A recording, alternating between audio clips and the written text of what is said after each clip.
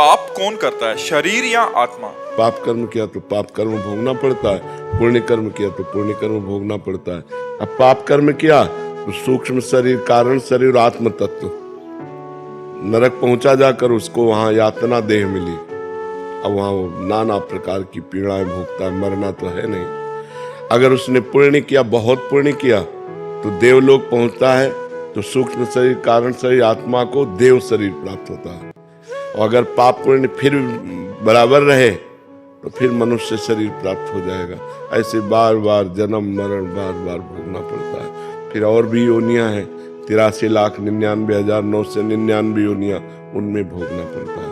जब भजन के द्वारा हम अपने को मुक्त कर ले इन तीनों शरीरों से, तो खत्म हो गया। न कारण शरीर, न सूक्ष्म शरीर, न स्थूल शरीर।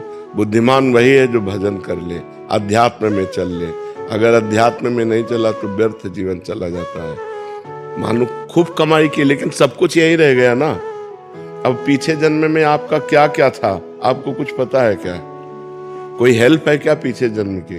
जो हमारे कर्म है उन्हीं को भोगना पड़ रहा है, दुख और भोगना पड़ रहा है, पीछे के जन्मों का कर्म भोगना पड़ रहा है। क्योंकि शरीर बदलता है, स्वरूप थोड़ी बदलता है। तो भोगना तो सूक्ष्म शरीर, कारण शरीर और आत्मा को होता है। समझ रहे ना? जो आत्मा देहाभिमानी बन चुका है उसी को भोगना पड़ता है। अहंकार विमूढ़ आत्मा कर्ता हमिति मन्यते, मैं करता हूं तो कर्ता को भोगना पड़ता है। इसलिए नाम जप करो, खूब नाम जप करो।